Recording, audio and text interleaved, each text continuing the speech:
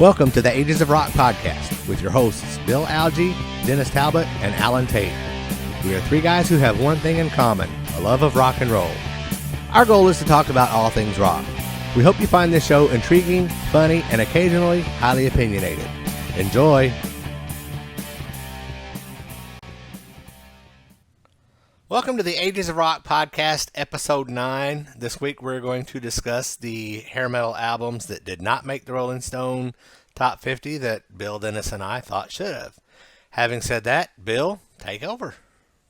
So this episode, we're going to call it the Oh Hell Yeah episode, as opposed to the WTF episode as from before. Because these are the albums that didn't make the list that should have been on the list. I think we'll agree on some and probably not agree on some of the other ones, but that's just the way it goes, right? It's our show. If you don't like it, tough. Anyway, so we're going to come up and do what we usually do. So we're going to do a little rock news. So big news just happened probably within the last hour and a half, 2 hours maybe, is that Lemmy has passed away from Motorhead, which is, I don't know if you've seen any pictures of him recently. He looks pretty bad. He's got, I think he had liver disease and a bunch of other stuff and just one sick dude. So sad to hear it. He was a great, great rock star, great guy from things I've read, stuff like that. And, but he was in bad shape. So probably better off that way, unfortunately. But left a legacy for sure. And from a band that was known at one point in time as the loudest band in the world, I think they'll leave a legacy that just goes on and on. So that's pretty cool. Hopefully they'll get in the Rock and Roll Hall of Fame. They should be there. So don't know why they're not there yet, but that's a whole different story. Anyway, so Dennis, I know this will shock all of you. It shocked me. Dennis has a story about seeing Lemmy with, yes. Well, I'll let him tell you with who. Dennis. All right, we was able to. Actually, I was really lucky to see Lemmy. It's been about 5 years ago. They opened up for the Foo Fighters, of course. Oh God! In Memphis. It was a really good show, though. Lemmy was, he'd been 65 at that time, probably. It sounded really great. They were on. I mean, and if you know their songs, they're just really high speed, 3-chord into another high speed 3-chord song. But it was really cool. Plus, they brought him back out during the show, Foo Fighters show, because Dave had worked on a project called Probot with a bunch of metal stars back years ago, and Lemmy did do a song on that album with him, and they did that song that night. It was kind of cool. Brought him back out and did that because that was one of Dave's heroes too. So it was kind of cool. I'm sure he was really excited that night as much as everybody else was to see him because that was his hero, and. But yeah, like I said, we did get to see him. Like I said, I did see it's been recently, he's had to cancel a lot of shows. I know they were at higher altitude and he was having a lot of trouble breathing. And I saw a video the other day where I think he got through the first song or maybe 2 songs. And midway through the song, he had to walk off stage. He did come back out and apologize, but he was using a cane at the time. He was real pale. I mean, the man's just been, not in good shape for a while. There is a really good documentary called Lemmy. I think it was on HBO or something like I saw it, or maybe on Netflix. I'm not for sure.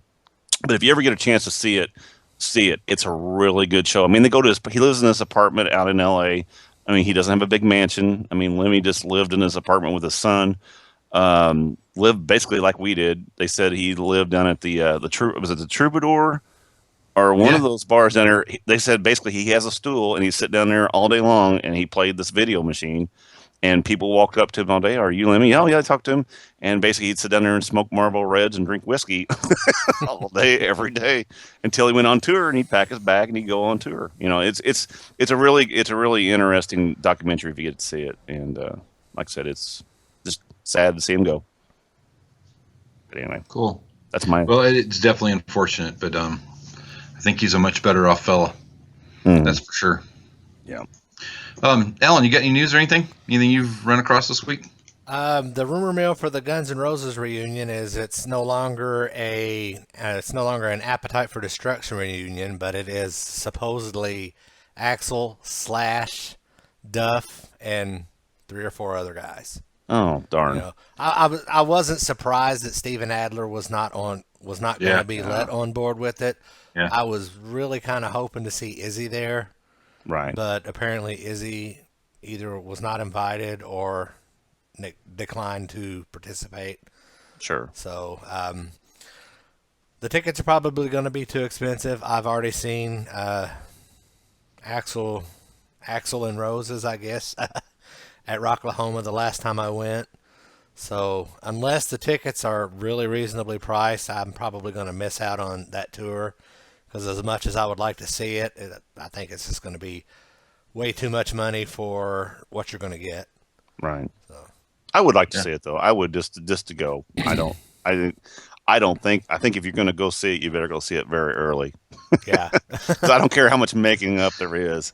Yeah, And like we talked about this in an earlier episode. Axel's going to pull this bullshit where he's going to be late and waiting and whatever. It's not going to take long for it to implode.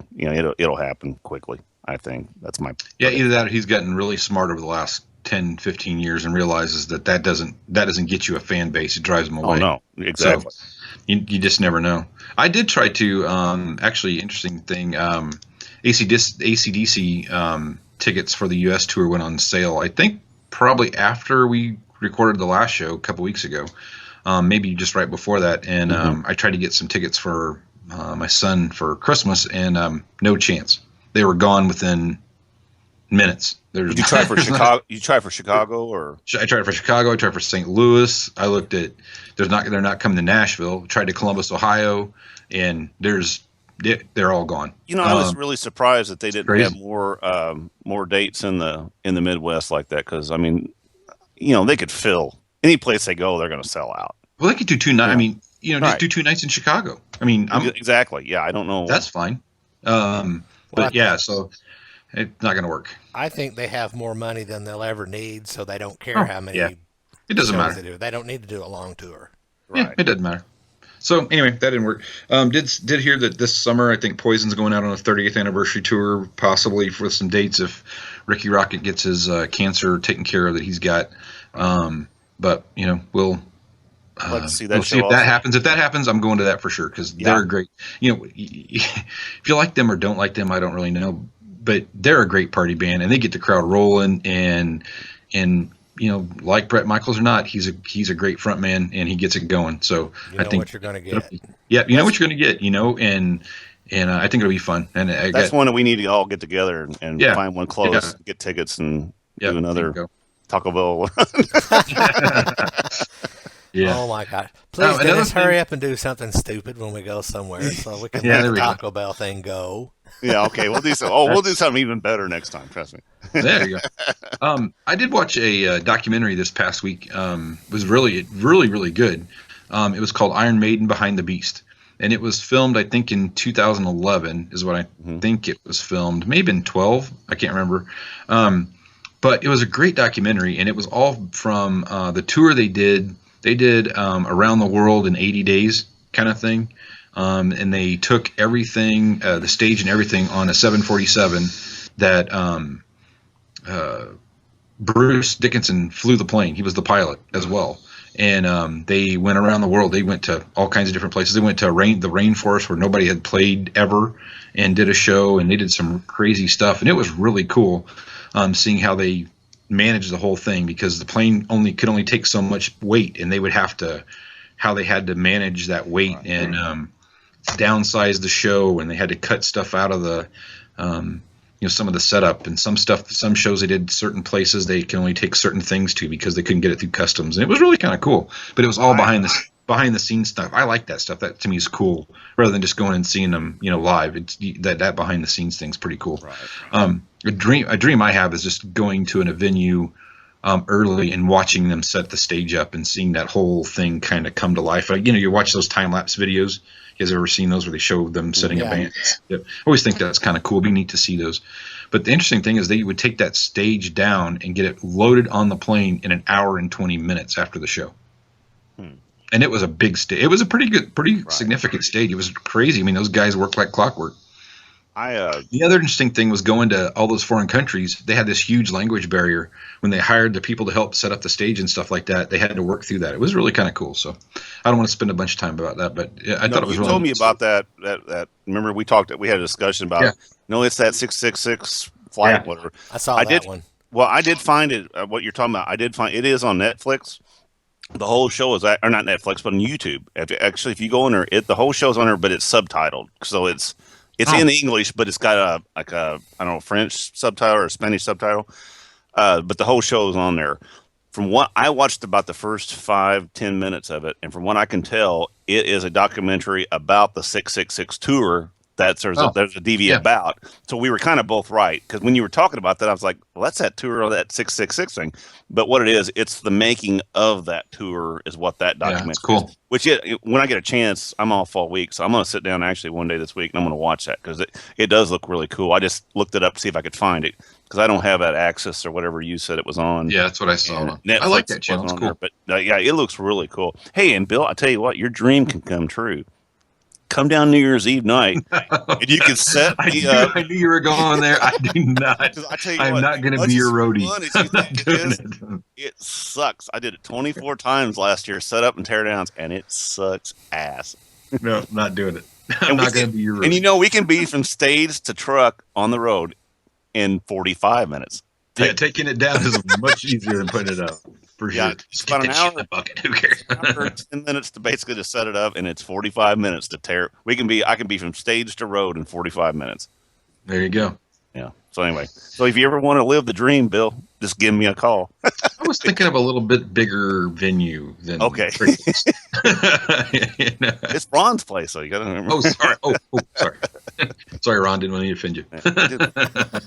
Figured I'd make a wish kind of thing. I was going to help you out.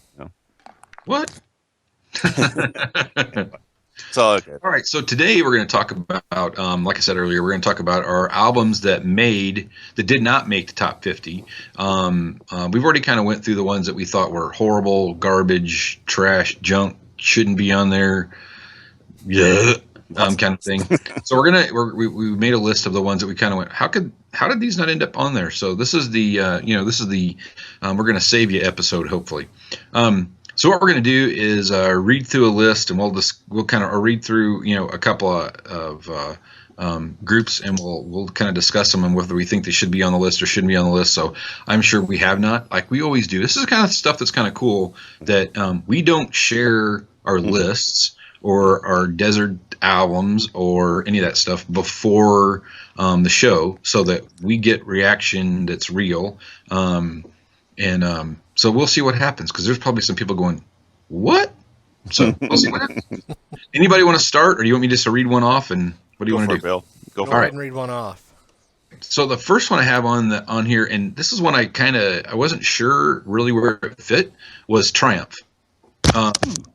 A band that I thought had some great music, really liked them, and they came out in like 81. So they were a little early, probably more of that rock thing, but they had the synthesizer thing going on big time. And what album are you picking though? Allied Forces. Okay, yeah. Yeah, great album. A lot of great stuff on there, and just really thought that should have been on there. I thought that was a great album. But like I said, it might have been a little bit too early.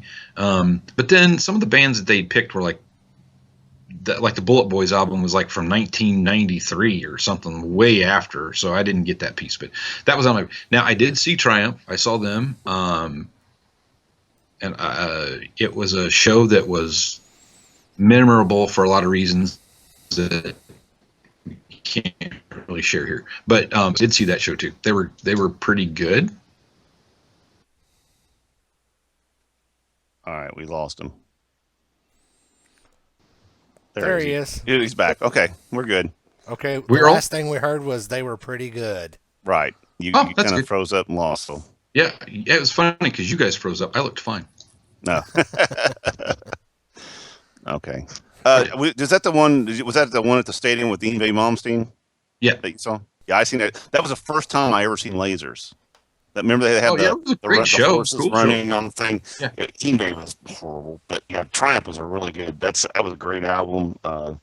That's it. No, I think it fits to the genre. We talked about this a little bit before. The bands that we're picking. Like I said, my kind of idea was they were during that hair metal time, and they did have airplay on MTV. That's how I kind of drew it. If you were an actual hair metal, because I'm like you. Some of the bands they picked in the original 50, I don't even consider them really hair metal, but that's what they said. So that's kind of what I went by also. But anyway, there you go. All right. Any input, Alan? For Triumph, no. Yeah. Do you should they be on the list? Not be on the list? Don't care? Don't really know them? Don't anything? Well, Nothing? I think if you put Triumph on the list, you have to put Rush on the list because Yeah, okay, okay. those bands to me are really similar. Yeah, Yeah. So I mean, I could see that. Yeah. And that's why I said they were for me. They were kind of like maybe on the list, not really sure. So Right. that's cool. All right, cool. So we'll just kind of go down my list and we'll fill in. How's that? Does that sound cool? That works for me. Sure, that's fine. So the next band that I came up with was Night Ranger, 1983's Midnight Madness. Great, a band that, gosh, how can you not include them in? I mean, that was hair metal stuff. I mean, it was rock, but it was definitely hair metal. It was all right in that same thing. They were on MTV. They were on MTV every other day, and I liked them a lot. Actually, I still like them, so I'd go that see album them. For sure. too. I'd go see them. If you look at it, Night Ranger. I mean, that album itself had 4 or 5 songs. America, it had Rumors. It had Close Your Eyes, Chipping Away, and of course Sister Christian. I mean, there's 5 songs there that were huge. I mean, Sister Christian was a huge song. So, that's 5 more than the girls that were the Plasma Girls or whatever they were called, the Hoochie Mama hair metal hoochies or whatever they were called. I don't know. No, Night Ranger. That was the first album that I wrote down on my list because he just acts like he can't remember Precious Metal. I couldn't. Ow, that's it. Yeah. No, I'm not acting like it. I burned that from my brain. Oh my gosh. For sure. But yeah, Night Ranger. They should have definitely been on the list. I mean, they had the hair. They had the videos, they were, and they had the hits. I mean, those guys. They had 2 guys in that band that went on to play in, good Lord, a bunch of other bands. Right. So, I mean, for sure. Well, if Sister Christian is not in your top 5 power ballads, then you need to reevaluate your opinion of a power ballad. Yep. Exactly. Yeah, for sure. That is a fantastic song. Yeah. Yep. But I agree, Night Ranger should be on the list. Oh, we got a check mark by that one. Check. Got it. Alan's heard of them. That's good. I have never seen them. I like to have. I saw them. I've seen them a couple times. Well, actually, I saw a terrible rendition or iteration of that band in Colorado Springs. Back in the early days of my marriage, which almost ended my marriage. But we lasted like 3 songs and we had to leave. Wow. But I saw them in Indianapolis at Verizon Amphitheater 2 or 3 summers ago. Right. Mm-hmm. It was Night Ranger and Foreigner and Journey. I believe it was, yeah. Mm-hmm. And that was the original guys back together in Night Ranger, right? Yeah, one of the guitar players was different, but Jeff Watson didn't play with him anymore. I know Brad. Is it Brad that's back with him, or that Watson guy? It's one or the other. I don't know. Yeah. Yeah. No, I always like those guys. Yeah, I like those guys. All right. Autograph. Yes. That was a band I thought should have been in there. Sign In Please was their debut album in 1984. That was the album I thought that had turned up the radio. It was a phenomenal song that just got a ton of airplay. They had a couple other songs on that album that were pretty good, but they were the epitome of hair metal as well. Oh. And again, take other stuff off that list, and they belong on there. So yeah. Now, one thing about that Turn Up the Radio video that always cracked me up is the guy carried around that little bitty radio. Yeah. I think cannot get that loud, dude. Turn it up. The interesting thing is now if you carry around something like that, it could blow your head off. Yeah. Because technology's come pretty far. I saw Autograph open up it was Autograph, darn it. That was a triple bill show. Crocus and Sammy Hagar. And I didn't even want to go see Sammy. I wasn't a big Sammy fan. My wife and her friend were, my girlfriend at the time. And And it was a great show. That was the Red Rocker show where he had the car on stage, you know, and he had to wear the red jumpsuit and all that stuff. But no, Autograph was really good live. Actually, that's when that song that had just hit, and it was real current at the time, and good live band. Yeah, I saw him open for somebody, but I don't remember who it was. It wasn't Sammy Hagar. I never saw him except for with Van Halen. Right. And I try to forget that happened. Yeah, I would too. Not that, I mean, one was drunk and he was, I don't know, weird. All right, Damn Yankees. Came out late in the hair band thing in the 1990 was when their album came out. But again, a couple of pretty good singles off that album. High Enough was a song that just raced up the charts. That whole album is phenomenal. Yeah, I think it's a great album. Tommy Shaw, Jack Blades, Ted Nugent. Front three is pretty good. And I don't know who the drummer was. I tried to figure that out, and I couldn't figure it out. I know. Is that a name as well, a big name guy? No, he was not a big name. Okay. I saw him drum for Leonard Skinner. Oh, did he? Mm-hmm. Yeah, I didn't really. He's kind of like Kenny Aronoff. He's played in a bunch of different bands, but nobody famous. I mean, no, not a big name. Well, I think Damn Yankees was pretty famous. No, you know what I'm saying. No, he wasn't a name coming in because the Yankees is basically a super band kind of put together situation. Yeah, I'm just being a jackwagon. But yeah, I mean, you got Tommy Shaw. I liked them a lot. Yeah. So I thought they were really good, and but I think they just came too late to the game. They got, it was just a little too late. Well, their second album was really good too. Yeah. I got them both. And to continue from there too, if you like kind of acoustic type shit, Shaw Blades. That was awesome, man. Oh my God, they got one of cover tunes, and they do a Yes cover that is just phenomenal. I mean, it's wow. I really, if you've never heard it, Bill, check it out. I think I've heard a little bit of it, but I'll try those two together, their voices fit perfect together. I mean, they do a bunch of cover tunes, and they do like California Dreamin', Summer Breeze. California Dreamin' is really good. It's very good. So yeah, check that out. Get a chance. Right. It's awesome. I'll check it out. All right, awesome. That's good. That sounds like some good stuff. All right, I had I know Dokken already had one in there, but I had Tooth and Nail in there. I just think love that in the hair metal stages, George Lynch and that whole band had just some tremendous players, and I'm a Dokken fan, but still I think that was an album that was really, really good. Yes. If you're gonna have two Warrant albums, I don't know how you don't have, except for that.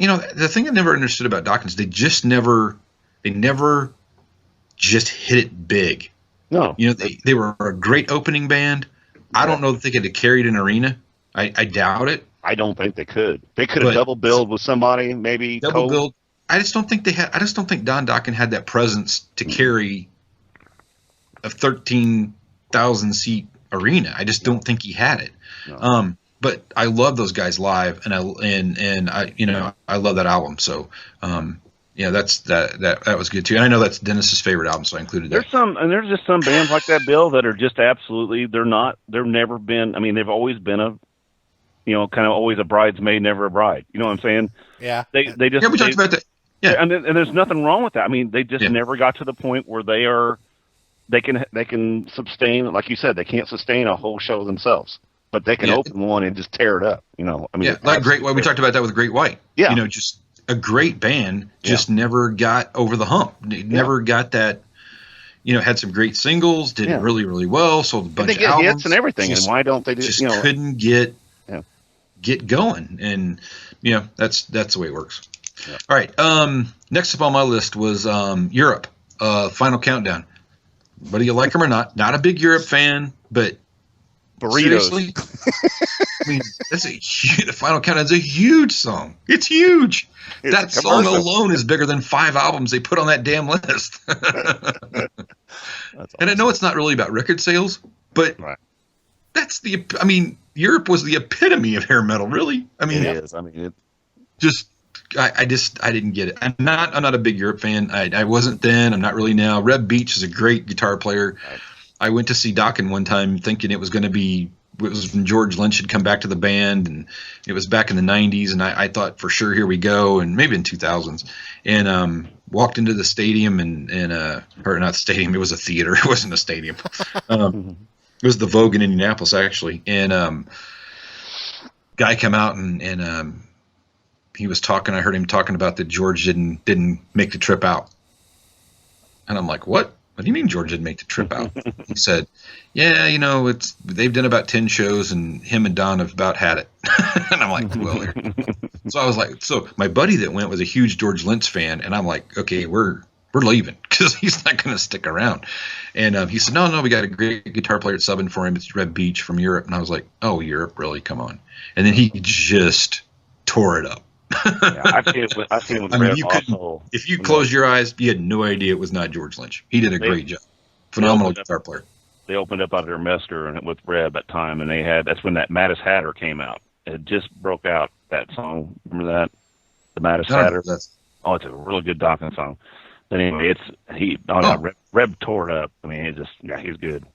He's not George Lynch, but he's good. Yeah, he's not George Lynch. No.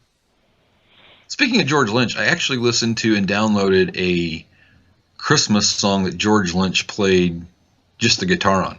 Really? Yeah. It was on that covers thing I was telling you guys about. It was really I still haven't listened to that. That's kind of neat. So next album I have up is 1990 Firehouse. Yes. Some people like them, some people don't, but I mean, I listened to some of that when I was Shake and Tumble. That's a rock. That song rocks.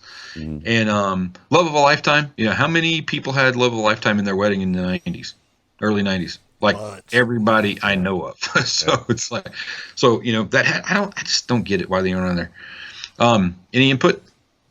Absolutely. Yeah. Dennis is like, he's looking lukewarm. No, it deserves to be there. I wasn't never a big Firehouse fan, but like you said, everybody's heard that song. To me, they were just another cookie cutter band. I mean, I don't think really anything to me stood out. Just wasn't a big fan. I think by that time, and they were one of those late ones too that came in toward the end of it.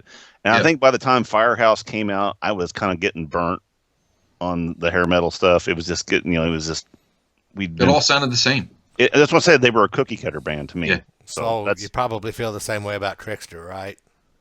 Yeah, honestly. Because actually, I was going to put that on my list. That was one of the bands that came up. I'm like going, I ain't going to mess with it. But, well, I got a couple other ones you guys are going to go, yeah, this is the same band as the other band you just mentioned. Right. But like I said, I think what happened was toward the end of that run, everybody knew the formula of how to get famous. We got to grow our hair long, we got to have some catchy hooks, and we got to jump around and look crazy. And that's what everybody did. I mean, it was everybody. Just like when the boy band started, everybody had to be in the boy band. It's just the same thousands thing. of them. Yeah. So. All right, Alan. I have GNR on my list.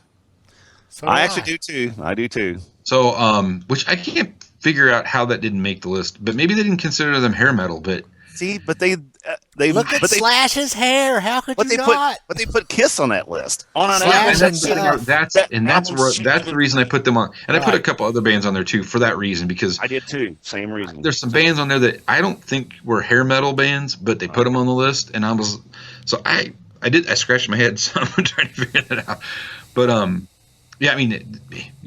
to the jungle. To not add GNR to that, to not even add that, that's just stupid. Unless they've just added them on every other list and they figured they're going to give them a break.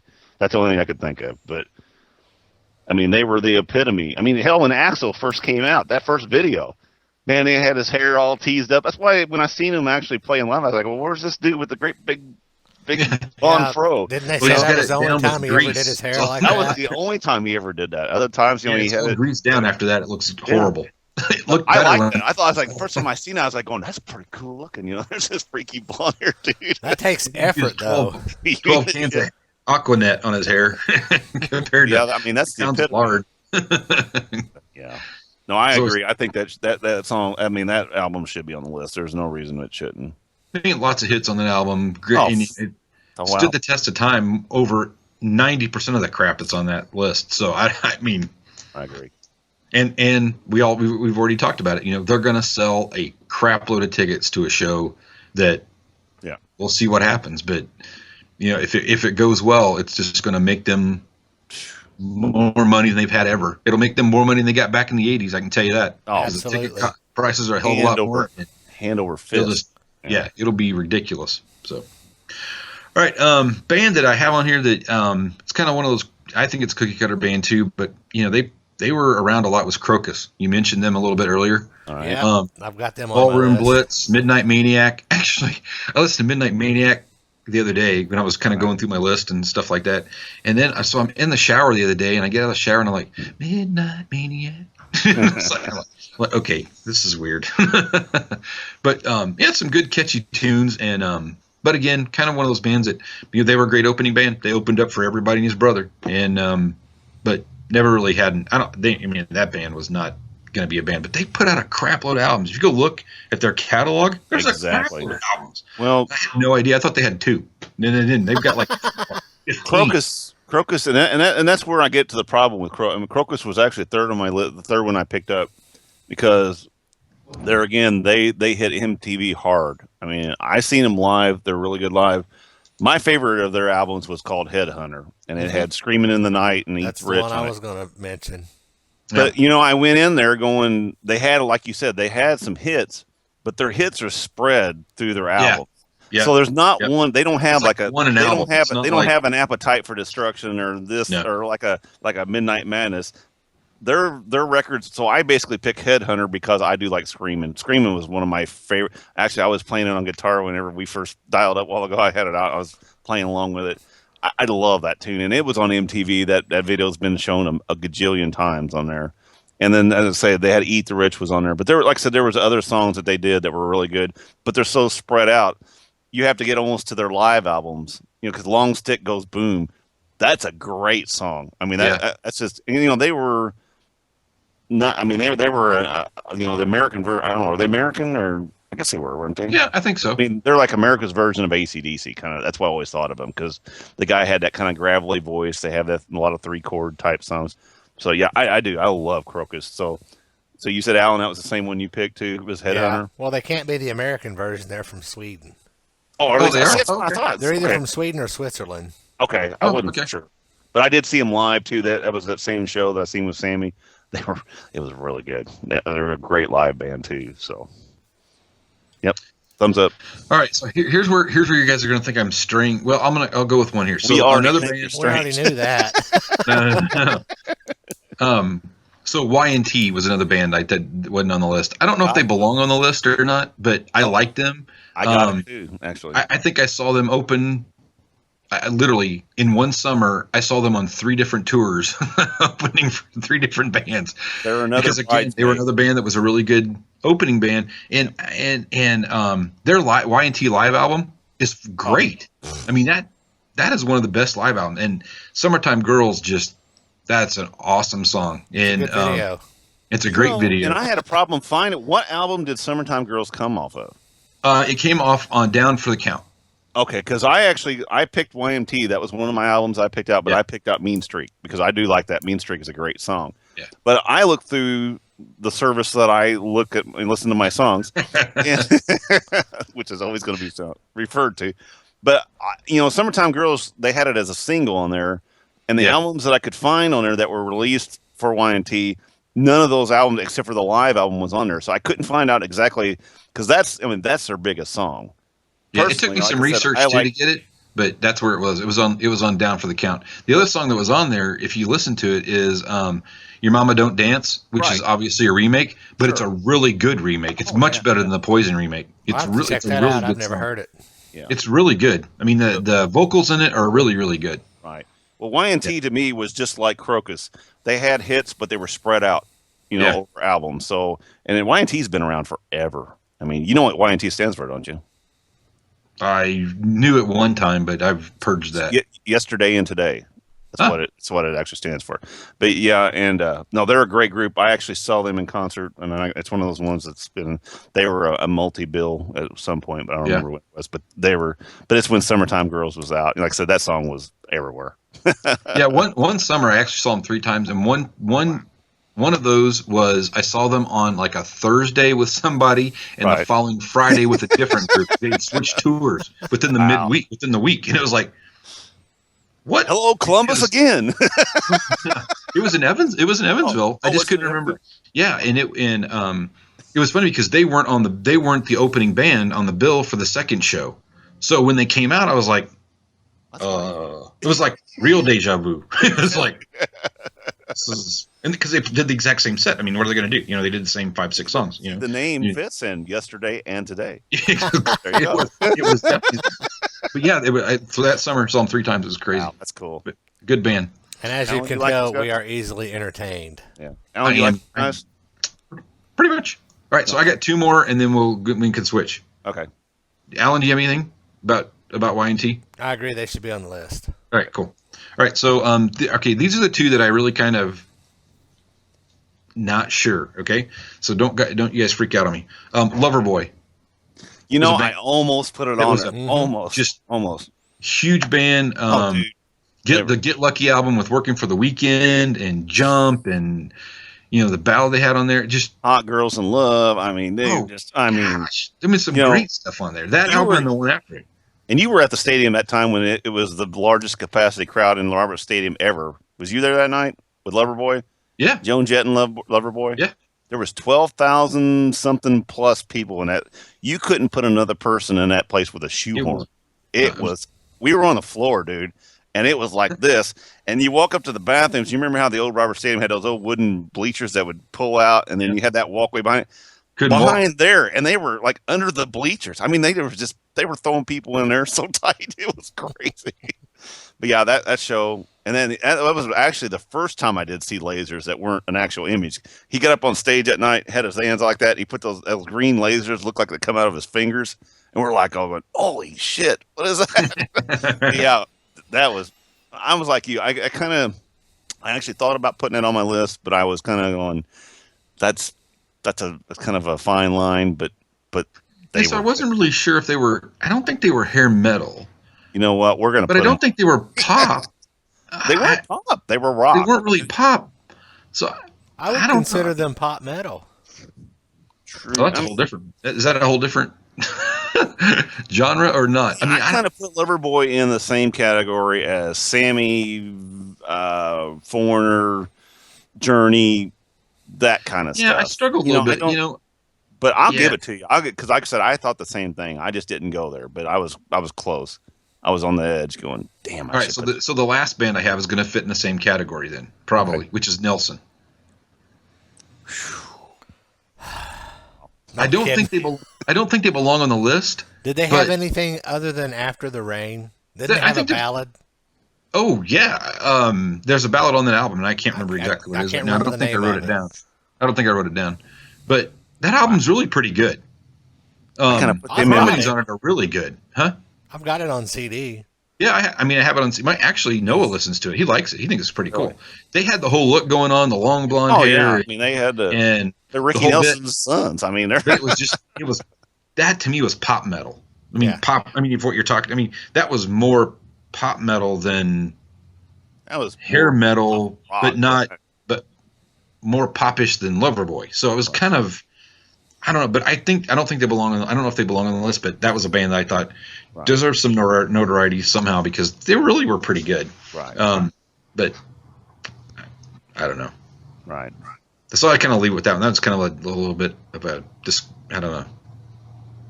I'll give you Loverboy. I can't quite jump on the Nelson train. That's cool. I don't disagree with you. I just said I wrote it down. I was like, Nelson. I kind of put Nelson and Hanson kind of in the same group. Sorry. No. All right. I told you guys about going to the store with Lisa when you were shopping for somebody, and I'm like, Lisa goes, "Hey, that's your band." I'm like, "What?" She goes, "Yeah, listen." I was like, "Oh." Did you run out? I got to go. Please. All right, that's it for my list. I'm done. Well, I've only got 2 to add to your list. Alan, why don't you go ahead and go for it? Yeah. I already mentioned Trickster. Dennis said that. I'll give it to them. Because they did. They were there. I mean, I saw them open for. It was Trickster and Great White and Kiss on the Revenge tour. Yeah. I saw them in Denver. I can't remember what their hit was. Give It To Me. Is that Give It To Me Good? Was that them? Oh. I don't know. I have a buddy of mine that's a real big Trickster fan. Yeah, I think it was called Give It To Me or Give It To Me. I'll look it up. Get your phone out. That's what she said. Let me go to my service real quick while you're continuing. Yeah. Well, I mean, Trickster was one of those bands like Firehouse. They kind of come in on the end of it after. I think they were late to the game. After the hair metal scene had made a mockery of it itself, not to change the subject. Isn't it kind of odd? I don't think grunge killed hair metal. I think hair metal killed itself. Oh, it was a suicide. What it was. Well, but that happens with every genre, right? Exactly. The reason you have change in music, the reason disco died wasn't because of hair metal. Disco died because people were tired of that crap. Something else came along that then ignited the next fire. I mean, right. That's just how it works. Rock continues. It's just versions of rock. Real quick, did look it up. Give It To Me Good was their number one hit from Trickster. And then they also had that one called One in a Million. That's the one. Yeah, that was a ballad, wasn't it? I believe so. Yeah. But I do remember that. But Give It To Me Good was now not to change that subject though. Was there a guy from Evansville that was in Trickster, or am I got that wrong? I would have no idea. There was a guy who went from that played around here quite a bit, or was it Danger? Are you talking that about was another band that I looked up. Not Andy Timmons, and I'm not talking about Andy Timmons, which he always. The funny thing about Andy Timmons is his wife makes him claim that he's from Texas. He's from Evansville, but anyway, he says he's from Texas. It's not. I know better, but anyway, no, they. Oh, damn it! I'll find out for the next show. But there was a guy who went in, and I think it was Danger he went with. They played. But remember the band Buster Brown? Yeah, they used to play. The guy from Buster Brown went to a bigger band, and I think it was Danger. But I'll do some research and I'll find out who that was. Anyway. Okay, I lied. I said I had two. I actually have three. All right, go ahead. Did anybody mention Van Halen? The 1984 album? I have it down. That was one of my edge ones, but you know what? There again, MTV during the hair metal, the videos they had out, they had hair. They were I got it. 84. It's on there. There you go. I mean, I'm going to agree with you. Bill, you think so? I don't know. I mean, I think if they can put Kiss Lick It Up on that thing, you can put. Yeah, I mean, I don't disagree with that, but I still think they were a rock band. I wouldn't consider them a hair metal band. When I think about hair metal, I wouldn't consider Van Halen a hair metal band. No, I just wouldn't. I mean, I think they were a rock band. I just don't know if I consider them in that same thing with. That album had "I'll Wait," which was I don't disagree with that one album. Teacher, Jump. The stuff that came before that was definitely not that. No, not. That's why I don't know that it really is. And the stuff afterwards wasn't either. It was just that 84 album had they had the keyboards in it. You know what I'm saying? Oh, yeah. And I think that it's a fringe. Alan was right bringing it up because it's a fringe of that era. Yeah, it's not hair metal, but it's more, if Guns N' Roses isn't on there, right? Right. Yeah. I mean, I'd be okay with it on there. That was my number 4. Actually, I just struggle with that whole thing about what is still rock or metal than considered. Exactly. When you look back, so Slayer and all those bands were not hair metal. They were that was thrash garbage. If you ask me, that's my opinion. I couldn't stand any of that crap. Can't stand it today. So, but whatever. All right. So you got more, Dennis? Alan's got one more. Alan? Well, the only other one that I have left, and you said something about thrash, so that brings up Metallica, Megadeth.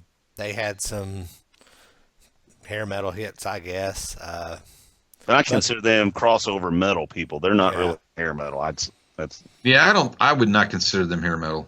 No. I mean, I wouldn't consider them like a hair band at all. Yeah. It was just different. But anyway, my last pick was actually one of Dennis's all-time favorite albums, AC/DC's Back in Black. Yeah, I mean, if you're going to... I don't think that's a rock album. I don't think that's a hair metal album. Yeah. I mean... They had hair. Scorpions. Well, hell yeah, they had hair. Who didn't have hair in the 80s? All right. Me. Even Alan had hair in the 80s. No, he didn't. Not much anyway. All right, I got 1, 2. Well, I've got AC/DC and then also Scorpions. Did anybody mention the Scorpions? That's my first one I was going to mention. Okay. But Well, then I'll leave it at AC/DC and let you take over. All right. Well, I had 5 that weren't mentioned. And the first one was the one that Al was going to mention. Love at First Sting. That was a huge. Yeah. How I missed that one, I don't know. Because, I mean, you had Rock You Like a Hurricane, Big City Nights, Bad Boys Running Wild, and Still Loving You, a huge ballad.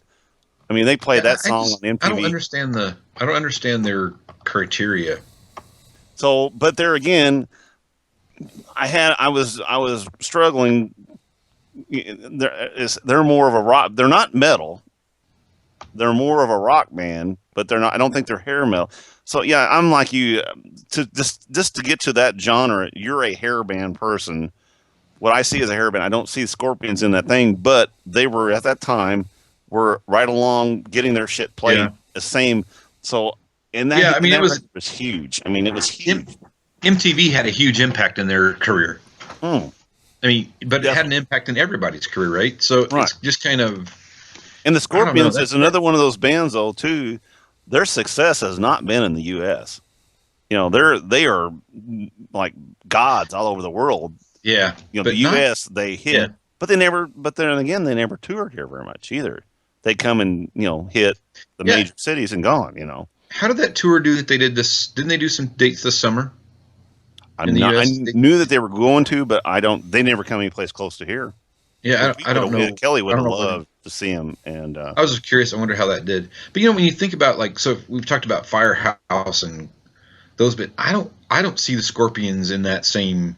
No, that there again, there was one of those ones that kind of the GNR. I kind of struggle with it, and Loverboy. I don't know. Yeah, But I like Scorpions. I just don't know I just don't know where they fit. I don't know if that's. They weren't actually on the official list of hair metal bands I looked up on the internet. That wasn't. They weren't on the list. They weren't on there. They were not. They were actually not on there. So see, and that's like okay. So but Whitesnake was on the list. Whitesnake was on the list, definitely. So I don't know. I don't know where. Like I said, it's all a fringe thing. But it was a good that there was a good album. Blackout album was actually right before that. I like that album a lot better, but it's more of a rock band. I mean, that's a Blackout's a great song. So marking that one off. Next one I had, you know what? Rolling Stone, screw them. We're gonna throw Kiss in there, but we're not gonna use the one that they used. Asylum. If you're gonna call a hair metal Kiss a hair metal band, Asylum was that record. Tears Are Falling. Up All Night, and Who Wants to Be Lonely. Those are all songs that fit in that genre. And they had the multicolored clothes, they had the makeup, they had the hair. Jean looked like a gigantic, ugly woman. It's not my proud moment either for Kiss. That was when Paul owned the brand. Absolutely. Oh, yeah. And that's it's okay because we all know that he does. we all know that it had that not happened, there would be no Kiss today. That is absolutely correct. So I thank Paul for having the guts to do it, but I like some songs off those albums like that and Asylum. I mean that and Animalize and Crazy Nights. I like some select songs off that, but not a lot of songs. I mean, hold on, I'm gone. We can still hear you. Oh, my video's gone completely from my screen. Yeah. Can you see me? We can see your picture of you in your garage. We can see an old picture of you. There we go. I'm pulling it back. Hold on. There you go. I'm pulling it back up. Am I there? You writing some notes there, Alan? All right. So after the Kiss we're talking about here. Okay. Already did the Van Halen. I'm going to go this way. I'm locked up again. Anyway. Nope, you're not locked up. Okay. All right. So anyway, my next one here is another one of those ones that's questionable, but I'm going to go with it, and it's Accepts Balls to the Wall. Oh man, I missed that. I mean, if you're gonna, that was hair, that was metal. It was hair. It was hairless. Hair metal. They were on MTV. I mean, they were on MTV all the time, and Accept was actually on that list of hair metal bands. So, and I was like, oh, okay, great. You can hear it. Oh, What's that? I couldn't hear you. What? So you can hear that. You can hear that from the beginning of that video. The crunching sound from the. And we've already talked about this. We seen them in concert. I seen them open for Kiss. I couldn't run to the store fast enough the next day to buy that hairy cheeked looking guy's my album. It's kind of nasty, but anyway, that album's got just. It's just nonstop great tunes. Enough of that. We've talked about that record before. Alan, you like that one too? Yes. Consider it. Okay. Alan's got something going on up there. Well, Dennis's picture froze, and it looked like he was scratching his butt. Oh no! And it just stuck like that. It just stuck like that. That's okay. Laugh at my expense. What this show is all about. Comedy at my expense. Pretty much. All right. Bill looked like he was like getting ready to throw up a while ago. He had his finger hit. Exactly. All right. Real quick, I got let's see, 2 more. Fastway, self-titled album. That album was I listened to that thing nonstop. They were in that kind of hair. I consider them hair metal. They had a lot of hair. Yeah. Say what you will, buddy. Oh, that exactly. That shit was on MTV. It was good.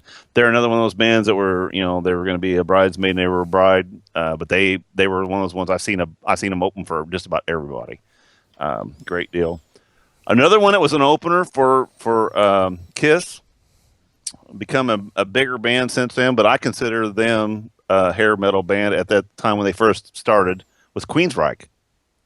Oh yeah, Queensryche, the Warning album. I know Bill's shrugging his Warning. We saw them open up for Kiss. That was the first time that Rodney ever seen them. That was for Asylum, wasn't it? Yeah, I remember seeing them. And Jeff Tate comes out there and he's got this big ass mohawk going on, and he's got his leathers on, and he's singing. Me and Rod have been listening to that album forever. He's got a voice that just don't stop. Unfortunately, that band has got to the point. It went to 2 bands, and I guess Jeff's a real prick and spitting on people. It's a Tate thing. And and his wife, I think his wife was playing a Yoko kind of deal, and she was managing the band, I think, at the time too. And yeah, it got real ugly. But anyway, Queensryche, that Warning album. If you've never heard it as their debut album, get that album. It's phenomenal. It's awesome. Yeah, they're a band for me that a song is fine. Right. An album would make me shoot myself. See, I don't like their Operation Mindcrime bullshit. It's just not my thing. It was I don't know. I guess it was more theater rock than. Sure. Then I don't know. I just never got it. I just didn't. Well, that's what Jeff Tate, and all the. Yeah, he's very talented. Well, and all the legalities that they had, all he wanted was Operation Mindcrime. He's like, you can have everything else. I just want Operation Mindcrime, because he's going to do basically what Phil Waters did. Basically, Roger Waters did. I'm gonna take the wall and I'm going to run with it. I'm going to release it every other 5 years. A different version of it. I'm going to tour with it, and I'm going to live. I'm going to make it. And he's made a ton of money off one thing. So that's kind of what Jeff's done with Operation Mindcrime, and he's made almost like an opera play out of it. Bullshit going on. Would I ever see it? No. I just seen him that one time, and I loved it, because like I said, we had just discovered that album probably a month before they came to town, and we were already we just burned it up. So when they came, we were like, oh my God, this is gonna be great. And they were good. They were good. But like I said, once after that album came, my wife liked them a lot, and like I said, we had Operation Mindcrime. I never got into that. I don't I don't get it from that point. Going back to what Bill said about I can hear one song, but the whole album, I don't like so much the screaming vocals all the time. Right. And he does that a lot, which brought me to think, oh, Judas Priest, they're not Sure. on the list. They should be on the list. And they mentioned that on that You're wrong, list Bill. of things. You're wrong. They said that basically they consider Nope. they consider Judas Priest a hair metal band during Turbo, during that era. I would agree with that. And that's what they Turbo said. And I Guidance. agree with that too. But Turbo was a shitty album. I hated that album. But that was hair metal. If you're going to call one album a hair metal album, that's it. Otherwise, no way. They're a rock band. Right. But that's Straight what up. I'm saying with Kiss. British Kiss, you can Steel. call Asylum that, but you can't call Lick It Up a hair metal album. It's not a hair metal. It's not a hair metal album. No. All right. So there's a show for this week. There's our top, our additions to the top 50 hair metal albums according to Rolling Stone. I think we would come up with a much better list than they did. If at least I think three of us would think we came up with a much better list than they did. Self-produced. Yeah, exactly. Again, to end the show, just think about Lemmy's family. That's got to be crazy. And going through that, he's 70 years old and just passing away. So today. So till next time. Also, it's the New Year when we come back. Oh, that's right. This comes out New Year's Eve. So this comes out New Year's Eve. So New Year. While you have your people over, make sure you share with them the Ages of Rock podcast video, because what else could you want to watch while you're waiting for the ball to drop? You guys have a ball you can drop? Yeah, hold on a sec. Hold on. Just one. Okay. All right. So hey, that's the show for this week. Have a great week. We'll see you next time. All right.